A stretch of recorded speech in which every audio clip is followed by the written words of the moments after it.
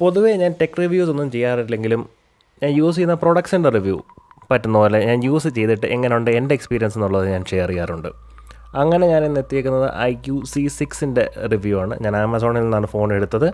Out of the box നമുക്ക് phone, എൻ്റെ IMEI number എഴുതിയ സ്റ്റിക്കർ, അതുപോലെ തന്നെ ഒരു ഫോണിൻ്റെ കവറ്, പിന്നെ വരുന്ന അതിൻ്റെ വാറൻറ്റി കാർഡ്, അതുപോലെ ഇൻസ്ട്രക്ഷൻ മാനുവൽ, അതുപോലത്തെ കാര്യങ്ങളൊക്കെയാണ്. അത് ഞാൻ അതോട്ട് എടുത്ത് വെച്ച് വായിക്കാനൊന്നും പോയില്ല.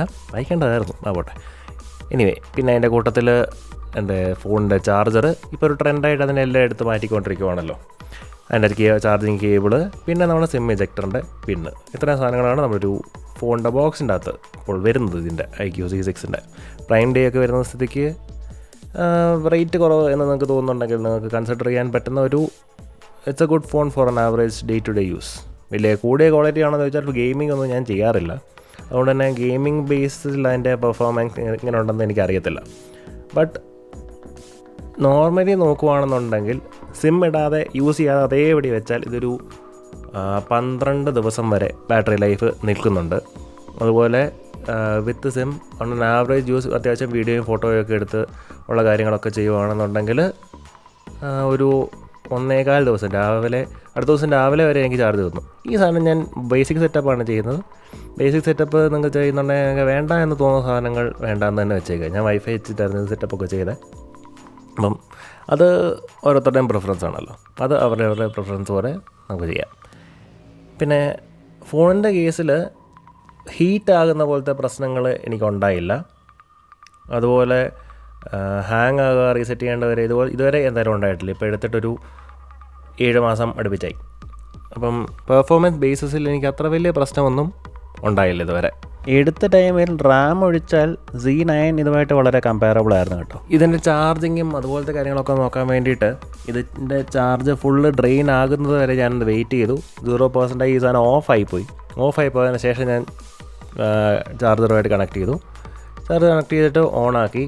അപ്പം 100% എത്താൻ വേണ്ടിയിട്ട് ഓൾമോസ്റ്റ് 2 hours and 26 minutes അത്രയാണ് ഇത് 100% എത്താൻ വേണ്ടി എത്തിയത്. ഞാൻ ഇത് ഓണാക്കിയിട്ട് ടൈമർ ഓണാക്കി വെച്ച് ടെസ്റ്റ് ചെയ്ത് നോക്കി. അങ്ങനെ ആവുമെന്നൊന്നും അറിയണമല്ലോ. നിങ്ങൾക്ക് ഇവിടെ ടൈമറെ കാണാം. 2 hours and 26 minutes കൂട്ടാം, അത്ര എടുത്തു. ഞാൻ ഇതിൻ്റെ അകത്ത് യൂക്കട്ടാണ് പൊതുവെ വീഡിയോ എഡിറ്റിങ്ങിന് വേണ്ടി യൂസ് ചെയ്യുന്നത്. ഇത് വീഡിയോ ഒരു 4-5 മിനിറ്റുള്ള വീഡിയോ കംപ്ലീറ്റ് ചെയ്യാൻ 11 മിനിറ്റ് റഫ്ലി എടുത്തു. ഇനി ഇതിൻ്റെ ക്യാമറ ബേസിസിൽ നോക്കുകയാണെന്നുണ്ടെങ്കിൽ സ്വൈപ്പ് ചെയ്താൽ ക്യാമറ സ്വിച്ച് ആവത്തില്ല. എൻ്റെ മൂലക്കത്തെ ഇത് തന്നെ എടുക്കണം. ലെഫ്റ്റ് റൈറ്റ് സ്വൈപ്പിങ്ങിലൂടെ മോഡ് മാറും. അപ്പം ഞാൻ ഓരോ മോഡിലും ഇട്ട് ഫോട്ടോ എടുത്തിട്ടുണ്ട്, അത് കാണിക്കാം. അതുപോലെ മോഡ് സെറ്റിങ്സിൻ്റെ അകത്ത് വാട്ടർമാർക്ക് ഓൺ ആക്കാൻ, ഓഫ് ആക്കാൻ, പിന്നെ ഇഫക്റ്റ് മാസ്റ്റർ ഇവിടെ ഉണ്ട്. അത് ഓണാക്കി ഈ വാട്ടർമാർക്ക് ഓണാക്കി എനിക്ക് കമ്പനിയുടെ ആവശ്യത്തിന് വാട്ടർമാർക്ക് ആവശ്യമുണ്ട്, അതുകൊണ്ട് അത് യൂസ്ഫുള്ളാണ്. പിന്നെ ഇഫക്റ്റ് മാസ്റ്ററിനകത്ത് കയറുകയാണെന്നുണ്ടെങ്കിൽ ലെഫ്റ്റ് സ്വൈപ്പിൽ കളർ അഡ്ജസ്റ്റ് ചെയ്യുക, അപ്പ് ആൻഡ് ഡൗണിൽ ബ്രൈറ്റ്നസ് അഡ്ജസ്റ്റ് ചെയ്തതുപോലത്തെ സംഭവങ്ങളൊക്കെ ആഡായി വരും ഇഫക്റ്റ് മാസ്റ്ററിനകത്ത് കയറുകയാണെങ്കിൽ. അതുപോലെ തന്നെ ഓൺ ആൻ ആവറേജ് കുഴപ്പമില്ലാത്തൊരു ക്യാമറ എന്ന് പറയാം. സെൽഫി നല്ല കേട്ടോ, എനിക്കിഷ്ടപ്പെട്ടു. എൻ്റെ M31 ഫ്രണ്ട് ക്യാമറയെക്കാട്ടിലും എനിക്കിഷ്ടപ്പെട്ട ഇതിൻ്റെ സെൽഫി എനിക്ക് ഭയങ്കരമായിട്ട് ഇഷ്ടപ്പെട്ടു. ഇത് ഓരോ മോഡിലും ഇട്ട് ഇൻഡോർ ലൈറ്റിൽ ഡേ ടൈമിൽ എടുത്താൽ ഇങ്ങനെ ഇരിക്കും. സെൽഫി ക്യാമാണിത്.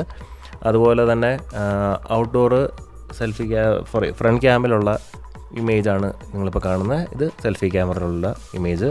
അതുപോലെ ഇനി നൈറ്റിൽ ഇൻഡോറുള്ള ഇമേജ് 3 മോഡിലും ഉള്ളത്. അതുപോലെ ഫ്രണ്ട് ക്യാമറയുടെ ഇമേജ് 3 മോഡിലും ഉള്ളത്. ഇനി വീഡിയോയുടെ കേസിൽ നോക്കുകയാണെന്നുണ്ടെങ്കിൽ ഔട്ട്ഡോർ ലൈറ്റിലുള്ള വീഡിയോ ക്വാളിറ്റിയാണിത്. തീരെ ലാഗില്ല കേട്ടോ, അത് എടുത്ത് പറയേണ്ട ഒരു കേസാണ്. തീരെ ലാഗില്ലാത്തൊരു ക്യാമറയാണ്. എനിക്ക് ആ കാര്യത്തിൽ എനിക്ക് വളരെയധികം ഇഷ്ടപ്പെട്ടു. ഇത് ഫ്രണ്ട് ക്യാം വീഡിയോ ഒക്കെ ഇത്രയും ക്ലാരിറ്റി കാണുന്നൊരു സന്തോഷമാണ്. ഇത് നൈറ്റ് ടൈമിൽ ഇൻഡോർ ലൈറ്റ്, അതുപോലെ തന്നെ നൈറ്റ് ടൈമിൽ ബാക്ക് ക്യാമറ ഉള്ള ഇമേജാണിത്. ഒരു കാര്യം എനിക്ക് തോന്നിയത്, ഇത് ഇവിടെ തന്നെ താഴെ ഒരു LED സ്ട്രിപ്പ് വെച്ചിട്ടുണ്ടായിരുന്നു. ഇതിൽ 30 ഫ്രെയിംസ് പെർ സെക്കൻഡേ ഉള്ളൂ ഇതിൻ്റെ സ്പീഡ്. Maximum output 1080 പിക്സൽസാണ്. എൻ്റെ M30യുടെ 4K ആയിട്ട് എടുത്തപ്പം ഇതായിരുന്നു എൻ്റെ ക്വാളിറ്റി. ആ ഫ്ലിക്കറിങ് ഇല്ലായിരുന്നു. On day to day life അത്യാവശ്യം കുഴപ്പമില്ല, നല്ല യൂസാണ്. ഒരു സിമ്മേ ഇടാതെ ഞാൻ വെച്ചുകൊണ്ടിരുന്ന് നോക്കി ഒരു 15 ദിവസം 12 ദിവസം നിൽക്കുന്നുണ്ട്. ഒരു ഓണനെ ക്വാർട്ടർ ഡേയ്സ് അടുപ്പിച്ച് അല്ലാത്തപ്പം നമുക്ക് യൂസ് ചെയ്യാൻ പറ്റുന്നുണ്ട്. നല്ല ബിൽറ്റ് ക്വാളിറ്റിയുള്ള അത്യാവശ്യം ഭേദപ്പെട്ട പെർഫോമൻസ് ഉള്ളൊരു നല്ല ഫോൺ എന്ന് എനിക്ക് തോന്നി. അപ്പോൾ see you in the next video. By.